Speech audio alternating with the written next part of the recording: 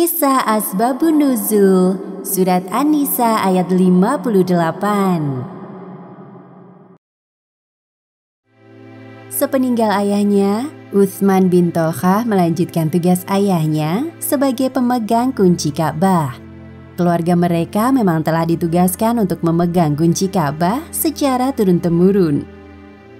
Mula-mula, Utsman bin Tolhah termasuk kaum Quraisy yang sangat membenci Islam. Namun kebencian ini mulai memudar saat Utsman bin Tolhah berdiskusi dengan Khalid bin Walid dan Amr bin As tentang Nabi Muhammad. Utsman, coba pikirkan dengan jernih. Kenapa kita harus repot-repot memerangi Muhammad?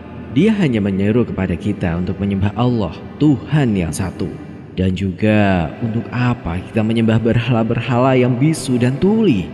Benar apa yang telah disampaikan Khalid kepadamu. Dulu ketika aku membujuk Raja Najasyi untuk mengembalikan kaum muslim yang berhijrah ke sana, Raja Najasyi mengatakan bahwa Muhammad adalah orang yang berada dalam kebenaran. Kelak ia akan mengalahkan lawan-lawannya, seperti Musa mengalahkan Fir'aun. Mendengar hal tersebut, Utsman bin Tolhah memikirkan dengan serius ucapan Khalid bin Walid dan Amr bin As. Utsman terus menimbang-nimbang keputusan yang akan dia ambil. Belum selesai Utsman bin Tolhah memutuskan hal tersebut, Khalid bin Walid menimpali dengan fakta-fakta yang ada.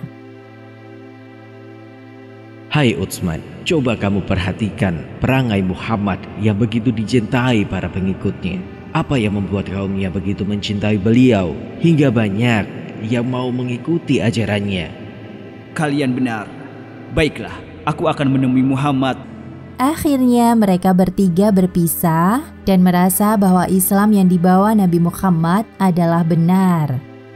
Pada suatu malam, Utsman bin Tolhah bersama Khalid bin Walid berangkat ke Madinah untuk menemui Nabi Muhammad. Kemudian di tengah perjalanan, mereka bertemu juga dengan Amr bin As. Sehingga mereka bersama-sama pergi ke Madinah untuk menemui Rasulullah Shallallahu Alaihi Wasallam. Utsman bin Tolhah sangat tersanjung saat kedatangannya bersama Khalid bin Walid dan Amr bin As disambut hangat oleh Rasulullah Shallallahu Alaihi Wasallam. Ada perihal apa kalian kesini secara bersama-sama? Niat kedatanganku ke sini, aku ingin menyatakan keislamanku, ya Rasulullah. Alhamdulillah, aku sangat senang mendengar keinginanmu untuk masuk agama Islam, ya Utsman. Pada saat peristiwa Fathu Mekah, Rasulullah Shallallahu Alaihi Wasallam memanggil Utsman bin Tolhah untuk meminta kunci Ka'bah. Utsman, tolong berikan kepadaku kunci Ka'bah. Aku ingin membersihkan Ka'bah dari berhala-berhala dan lukisan yang memenuhi dinding Ka'bah, termasuk bagian dalam Ka'bah. Baik, ya Rasulullah. Melihat hal tersebut, Abbas, paman dari Rasulullah Shallallahu Alaihi Wasallam, mengusulkan untuk menyerahkan tugas memegang kunci Ka'bah kepadanya. Wahai Rasulullah, demi Allah, serahkanlah kunci Ka'bah itu kepadaku, supaya aku rangkap dengan jabatan yang selama ini sebagai pengurus pengairan atau siqoyah. Mendengar hal tersebut, Utsman bin Tolhah menarik kembali tangannya. Tidak, pemegang kunci Ka'bah dari dulu adalah keluargaku secara turun-temurun. Utsman, ini amanat dari Allah. Kemudian dengan kunci tersebut, Rasulullah Shallallahu Alaihi Wasallam membuka pintu Ka'bah dan membersihkan bagian dalamnya dari berhala-berhala dan lukisan lainnya. Sehubungan dengan hal tersebut, turunlah wahyu surat An-Nisa ayat 58. Bismillahirrahmanirrahim.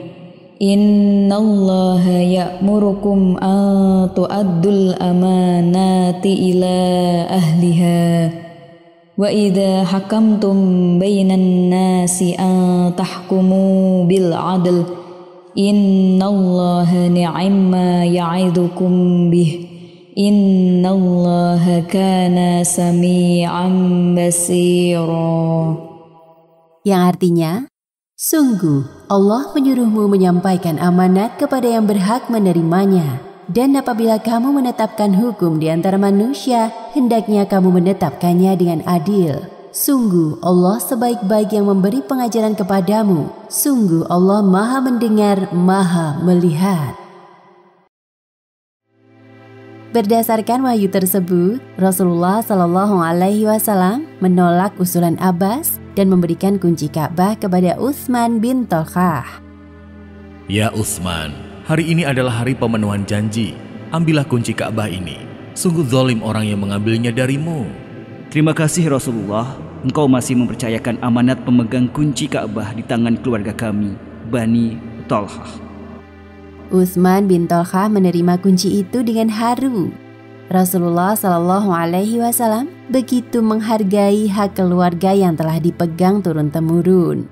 Utsman bin Tolkah kemudian menyerahkan kunci itu kepada anaknya Syaibah. Hingga kini kunci-kunci Ka'bah masih dipegang oleh keturunan Utsman bin Tolkah. Surat An-Nisa terdiri atas 176 ayat dan tergolong dalam surat Madaniyah. Ayat 58 mengemukakan tentang perlu dan pentingnya kepemimpinan dalam sistem sosial serta prinsip-prinsip dasar kepemimpinan seperti amanah dan keadilan.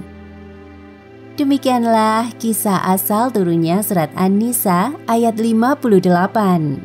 Hikmah yang dapat kita ambil dari kisah ini, pertama, hendaknya seseorang memegang amanah yang diterimanya. Kedua, hendaknya para penguasa berbuat adil kepada rakyatnya. Wallahu a'lam bishawab.